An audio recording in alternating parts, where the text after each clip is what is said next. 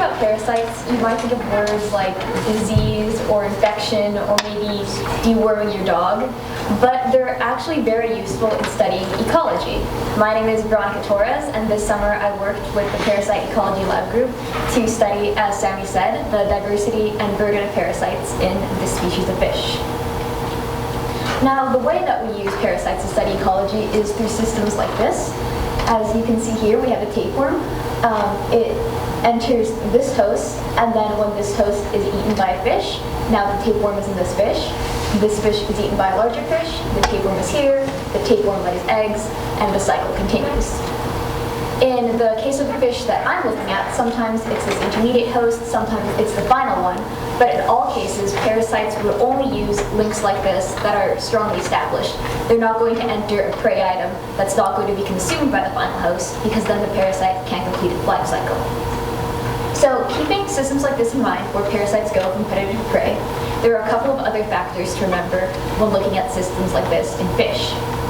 One of the factors that affects parasite accumulation is size. A larger fish will have more parasites than a smaller fish.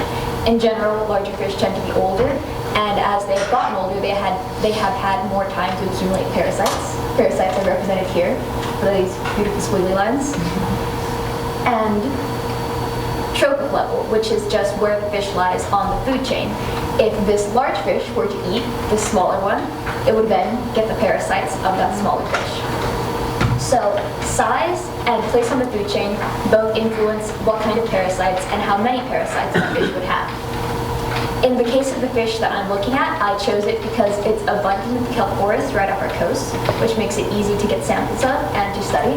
It's part of a larger Halichoeres food web project in which we look at the parasites of many animals in the Halichoeres, and using parasites and those predator-prey relationships we discussed, we can see how all those Halichoeres animals are connected. And little is known about the parasites of this species of fish, so any data that this project gathers would be potentially interesting. And the last interesting factor is that this fish actually changes sex from female to male over the course of its lifetime, which could potentially affect what kind or how many parasites it has.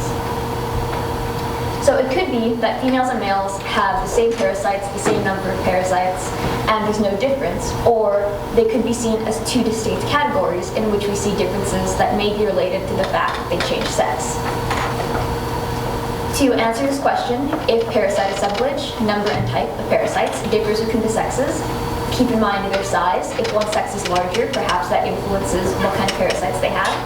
Or if they eat different things, we might see differences in the parasites as well.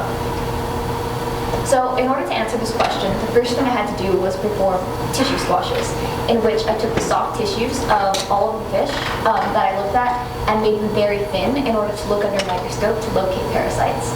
And I identified each of those parasites that I found.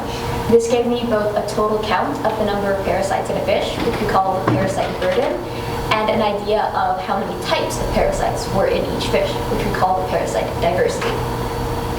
As I mentioned, diet is an important factor in influencing what kind of parasites a fish has, so I also looked at the gut contents. But as you can see, this picture here, gut contents get degraded very easily by stomach acid, and they're only a temporary snapshot of what the fish has recently eaten. So while I could identify several items in the gut contents, which gave me a metric for diet diversity, which is how many species the fish is eating, this was more to supplement the parasite data. As I said, parasites accumulate over a fish's lifetime. So while this is temporary, parasites give us an idea of the fish's behavior over its whole life. So using this data, the first question that I attempted to answer was, is there a difference between the parasites of female and male rock wrasses? Here on the x-axis, we have the sexes, female, male, and then the transitional stage between female and male. And here is parasite burden, which, as I mentioned, is the total number of parasites. Though our sample size was small and did not include very many females, we can at least say that for our sample, females did have a slightly higher parasite burden. But when looking at diversity, we did not see that pattern. Here you have sex again on the x-axis and parasite diversity, which is the number of parasite types. And all three sexes had similar diversity counts. As I mentioned, size is one of the deciding factors in the parasite assemblage of fishes, so I decided to compare the size between the sexes. Here you can see males, females, and the transitionals again. But all the medians are very similar, and although the males have a higher minimum and maximum, which was not able to be calculated due to the small sample sizes of females and transitionals, all of these fish fell within the size range of males, which led me to eliminate size as a factor that would be influencing any potential sex differences. Because size was a difference between the sexes, I decided to compare size of all of the fish. Here we have length, since that's more standard than weight, which can fluctuate based on how much a fish has eaten or if it's a female carrying a lot of eggs. So I compared length to parasite burden, and all of these dots are color-coded by sex, blue for male, orange for female, and gray for transitional, to see if all sexes followed any patterns that we saw emerging when comparing length to burden. You can see there's a peak in mid-sized wrasses here, around 170 millimeters, and that peak is more obvious when we look at length versus parasite diversity. Now, since this was such an interesting factor in terms of all the fish, I'll discuss it later in comparison to this next pattern, which is diet diversity versus parasite burden. While you don't see a pattern emerging in relation to burden and diversity here, you do see a pattern of a positive trend when comparing diet diversity to parasite diversity.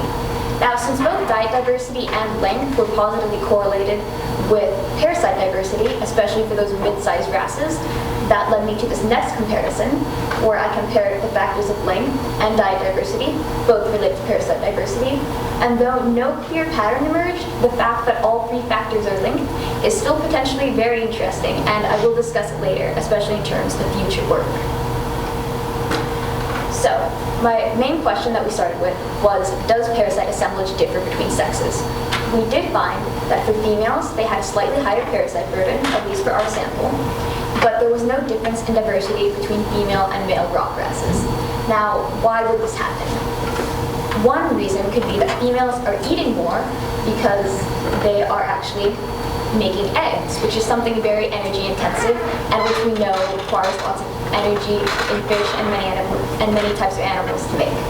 While we weren't able to get data on how much each fish was eating over the course of its lifetime, as I said, parasites show us who's eating who in that cycle of parasite transfer, and gut contents are only a snapshot. I don't have a way to verify this yet, but this is my current hypothesis that if females are eating more because they need to make eggs, they're exposing themselves to more parasites, which we see reflected in an increased burden. As for the lack of difference in parasite diversity, we see that females and males were generally eating the same types of food, which could mean they're generally exposing themselves to the same types of parasites. The patterns that we saw separate from sex were related to the features I mentioned earlier, size and diet. We saw that mid-sized wrasses had the greatest burden and diversity, and that high diet diversity was correlated to high parasite diversity. Although that pattern didn't emerge when we plotted length versus diet diversity, it is still possible that these are linked through a mechanism such as this. Small wrasses will only eat small prey. It's all that they can actually fit in their mouths, while large wrasses can focus on one large prey item because they don't have to hunt for many small prey items like the one you would see up here. And a mid-sized wrasse could eat both. So if mid-sized wrasses are eating small and large prey, they'd be exposing themselves to the parasites of both types of prey items. Again, this needs to be verified by looking at more of the size range of this type of fish in order to see if that pattern with length, diet, and parasite diversity holds. So key points to remember are females had the highest parasite burden, which could indicate that they're eating more and exposing themselves to more parasites. And in both females, males, and transitional wrasses, we found that high diet diversity correlated with high parasite diversity, which could mean exposing yourself to many prey items, and eating those means you're exposing yourself to many types of parasites.